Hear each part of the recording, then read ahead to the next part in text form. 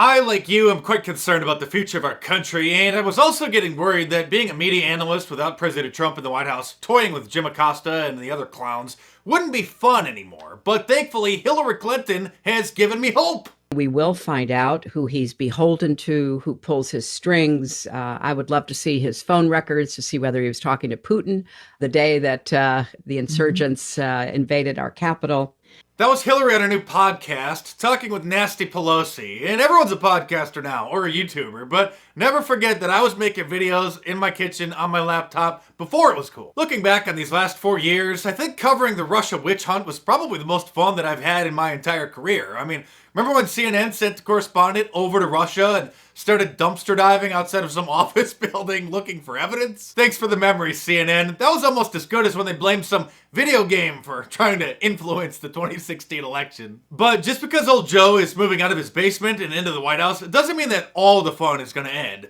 Parler is planning on returning within the next 2 weeks because they found a new host, and I'm not kidding, it's located in Russia. The internet sleuth who uncovered that their new server is supposedly located in Russia is some clown who works for The Intercept, the online outlet that was co-founded by Glenn Greenwald, who recently resigned because they went so far off the deep end, so far left.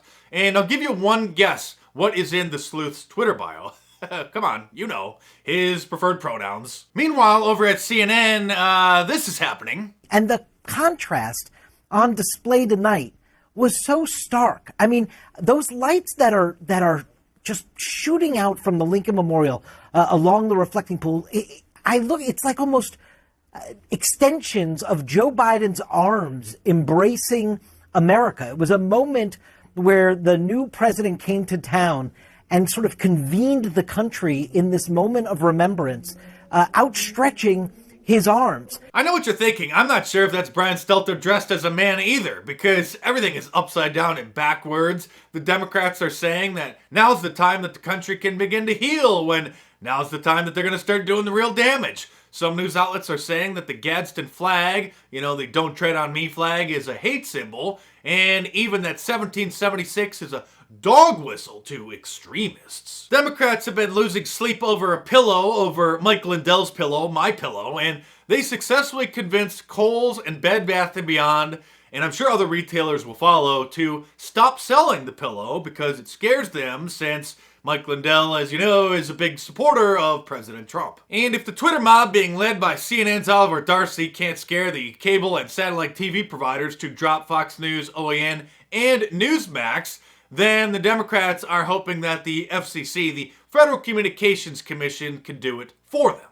There are other options, including the fact that cable operators like Comcast and Charter, which send Fox out to hundreds of millions of people, they can demand some accountability in the way that Facebook and Twitter have done. And there's also, I think, the possibility of reviving the fairness doctrine, which the FCC enforced until 1987, and which mandated some minimal standards of factuality and balance on the part of TV stations. And since that's disappeared, it's just been a complete free-for-all with all sorts of lunacy being fed directly into the right-wing ecosystem.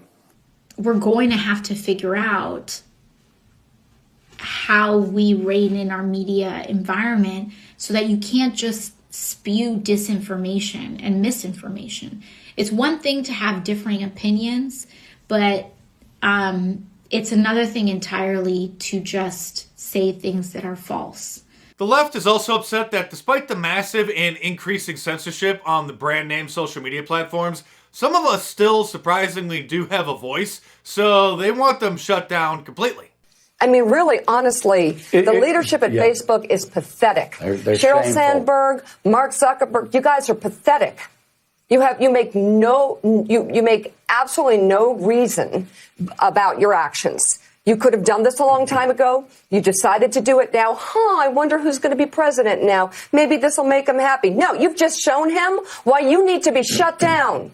Surprisingly, President Trump's YouTube channel is still standing, and he's probably heard last week he was issued a couple strikes. They took down some of the videos. He was locked out for a week, but that was due to lift either today or tomorrow. So YouTube has given him an extra week suspension, and Sacha Baron Cohen, Borat, continues to lobby YouTube and demand that they not only just lock him out of his channel permanently, but that they delete every video on the channel, dumping them all down the memory hole. And if you haven't, you should definitely subscribe to my Rumble channel. They're a newer YouTube alternative, and they've actually been around for a few years. But over the last few months, a lot of conservatives have went over there and just utterly dominate the platform. So definitely either subscribe to me on Rumble or at least know about it, because if anything happens to my YouTube channel, then you'll know where to find me. Still check my YouTube channel on a regular basis, because I'm probably not going to be just mirroring my content and posting everything over on Rumble. I'm going to still ride YouTube until the wheels fall off, because if they don't want us here, then that's actually all the more reason to stay. But just know where I'll go if anything happens. It's so funny, I just saw Glenn Beck almost crying again, how they're trying to cancel Ben Shapiro because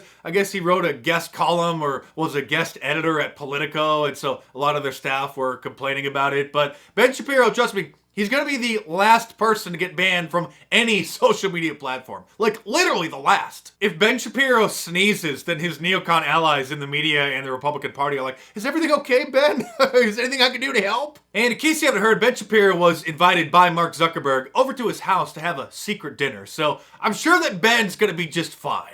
Give, Send, Go, on the other hand, which is a Christian crowdfunding website similar to GoFundMe, but GoFundMe doesn't allow most conservatives to actually fundraise. They've been banned by PayPal, and I think probably Visa and MasterCard at this point, because they allowed a fundraiser for Kyle Rittenhouse, as well as the Proud Boys president, Enrique Tarrio. Also, Stripe, a major payment processor, canceled the Trump campaign some time ago from being able to accept donations through Visa or MasterCard, and I wouldn't be surprised if they go after the Trump hotels next, because, like I said, we're going into some very dark times. We did have a good run over the last 4 years, and President Trump gave us lots of great memories and reinvigorated patriotism in this country by putting America first. And with the Marxists trying to unperson him from the entire internet, all it did is galvanize the patriots and prove that many of us have been right all along. By trying to silence us, they're not changing our minds. All they're doing is confirming our suspicions. And no matter how bad things get over the next few years, just remember to look at the bright side. At least Hillary Clinton was never the president. We avoided the worst case scenario and, by all comparisons, got off easy. And it is in honor of the greatest president in modern history that I'm doing one more print run of my limited edition shiny silver silhouette shirt and the shiny red Mega Country shirt. These are the ones that glimmer in the light because they're printed with a special reflective paint, so get yourself a nice collector's item and support my channel, or if those aren't your style, then I'm sure that you'll enjoy a classic liberalism find a care shirt or any of my awesome designs before they potentially get dumped down the memory hole. So head on over to markdice.com or click the link in the description below while you can and check them out.